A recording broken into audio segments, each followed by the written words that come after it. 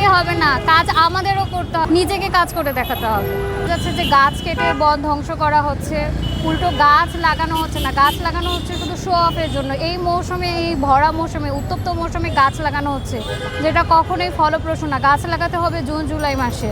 তো আমার কাছে মনে হয় না যে সরকার এ বিষয়ে এখনও ফুলফিলভাবে কোনো পদক্ষেপ নিচ্ছে।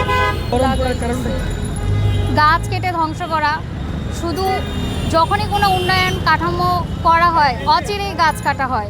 একটা গাছ যে হচ্ছে মানুষের জীবন, শুধু মানুষ না, একটা পশু বা কীটপতঙ্গ যে এই পৃথিবীতে বেঁচে থাকতে গেলে গাছের প্রয়োজন আছে, এটা আমরা ভুলে যাই। আমাদের শুধু উন্নয়নটাই আমাদের মেন জিনিস, যেটা মনে হয়।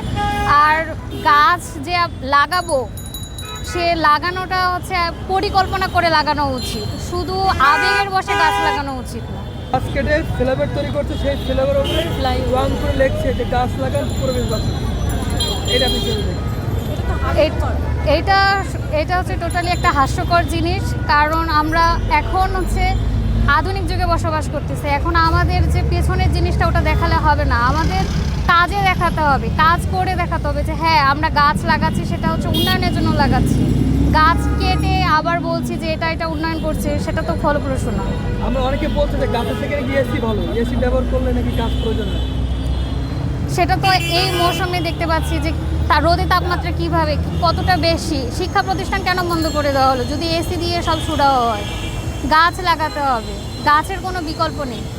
আপনাদের জায়গা থেকে বা আপনাদের যে সংগঠনের পক্ষ থেকে কি গাছ লাগানোর কোনো পদক্ষেপ নিয়েছেন?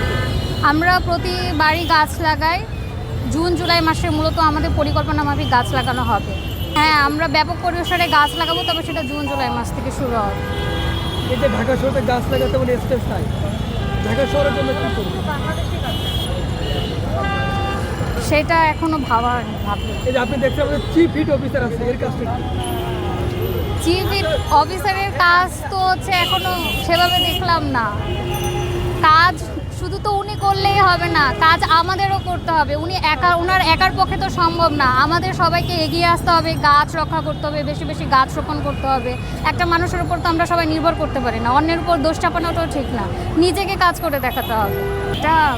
এটা আমি খারাপভাবেও দেখছি না। উনি যেটা বলছে সেটা হচ্ছে প্রাথমিক সমাধান হিসেবে বলছে, প্রাথমিক সমাধান যেটা, কিন্তু দীর্ঘমেয়াদী যে ভবিষ্যৎ প্রকল্প বা হচ্ছে আগামী প্রজন্মে কী পরিমাণে হতে পারে ক্ষয়ক্ষতি, এ সম্পর্কে উনি এখনো বলেন।